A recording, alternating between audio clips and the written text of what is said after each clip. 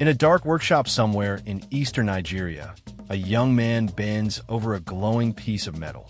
His fingers tremble, slick with sweat and grease. The air is heavy with the smell of gunpowder and hot oil. Sparks fly. Outside, the night is eerily quiet, broken only by the cry of a hungry child in the distance. He's not a soldier. He's a student, barely 19, a boy who once dreamed of graduating, of becoming an engineer. But now he's building bombs. This is not a movie, not a story born from imagination. This happened in the heat and horror of the Biafran War, a time when young Nigerians became inventors, engineers, and warriors of necessity. It was a war that tore a country apart, a conflict that forced students to put down their pens and pick up welding rods, to turn classrooms into laboratories of survival. The year was 1967. Nigeria had only been an independent nation for 7 years when the eastern region declared itself a new country, the Republic of Biafra. It was a bold dream, born out of fear, persecution, and pride. But that dream came with a price. In just months, the Nigerian government declared war to crush the secession. What followed would become one of the darkest chapters in African history. The Biafrans were surrounded, blockaded, and isolated from the world. No weapons came in, no fuel, no medicine, no food, nothing. The young republic was cut off completely. The federal forces had planes, tanks, and foreign support. Biafra had brains, courage, and desperation. And from that desperation, something remarkable began to happen. In the shattered classrooms of the University of Nigeria, Nsukka, and in the small towns of Umuahia and Awka, young men who had once studied chemistry, physics, and engineering were called to a new kind of duty. They formed a secret unit called the Research and Production Group, known simply as RAP. Their mission was unthinkable: build weapons from nothing. They worked in abandoned garages, half-broken labs, and village workshops powered by old generators and kerosene lamps. There were no manuals, no guidance, just trial and error. Each mistake could mean an explosion.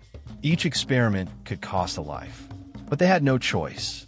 They melted scrap metal from destroyed vehicles, refined fuel from palm oil, and used radio parts to create detonators. Their hands blistered, their clothes burned, yet they pressed on. One of their earliest inventions would change the war. It was called Ogbunig, the Mass Killer, a bomb so powerful and so simple that it stunned even foreign observers.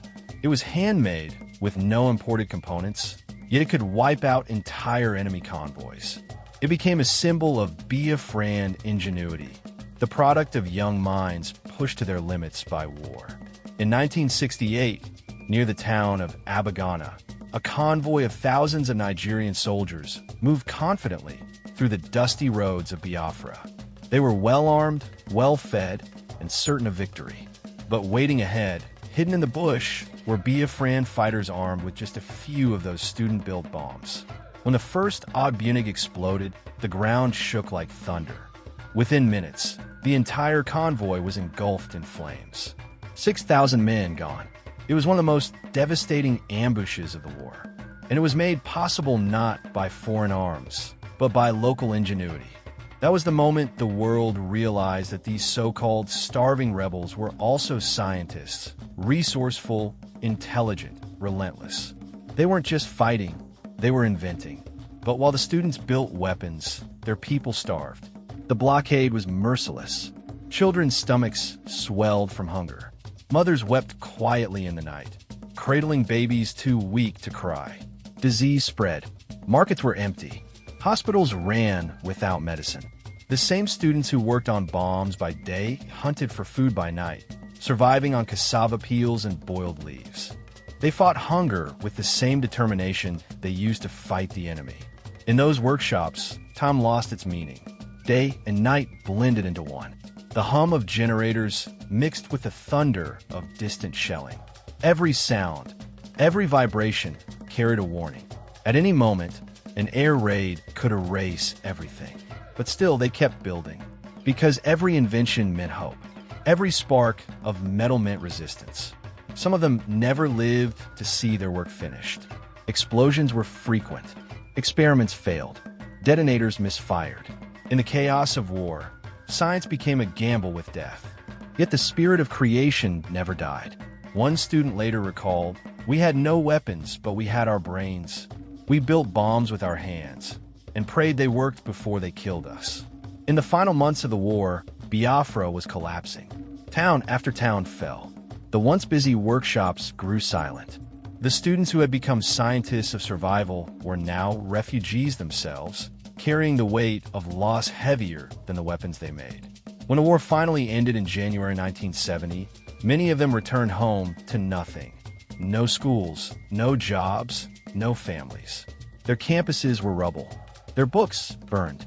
Their dreams suspended in the smoke of war. Some were haunted for life by what they had built. They remembered the sparks of light, the smell of explosives, the sight of friends who never came back. For them, victory and guilt were intertwined. They had helped the people survive, but they had also seen how knowledge could be twisted by necessity into instruments of destruction. In the years that followed, the world forgot. The newspapers wrote of defeat and surrender, but not of the brilliance, the sacrifice, the courage. No one remembered the research and production unit. No one spoke of the students who turned scrap metal into weapons, or who proved that even in isolation, even under siege, the human mind could create the impossible. Their work, their courage, their pain, buried under silence. Today, remnants of those inventions still lie rusting in museums and forgotten bunkers. The Ogbunnig, the mass killer, stands as both a testament and a warning. Proof of what intelligence can achieve when pushed to desperation, and a reminder of how easily that same intelligence can be consumed by war. Some of those students became professors, engineers, and scientists after the war. Others disappeared, lost to time.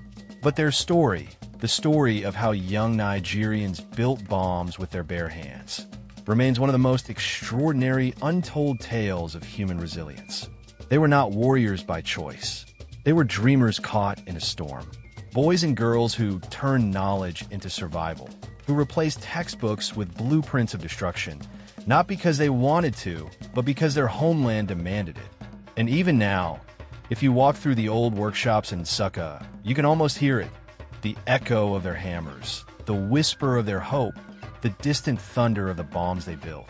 It's a haunting melody of invention born from suffering, of youth twisted by conflict. When the war ended, the explosions stopped, but the questions did not. What if those same hands had been used to build factories instead of weapons? What if their brilliance had been nurtured instead of forced into battle? What kind of nation could have risen from that fire if those young minds had been allowed to build in peace?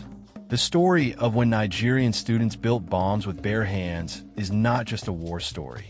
It's a story of humanity, of what happens when knowledge meets desperation, when hope and horror share the same room. It's a reminder that even in darkness, the mind dares to create. Because in the ashes of Biafra, before the guns fell silent, there was light, the light of invention, of courage, of a people who refused to be erased. And though history may forget their names, the echo of their creation still lingers, quietly, in the soul of a nation that once fought to exist.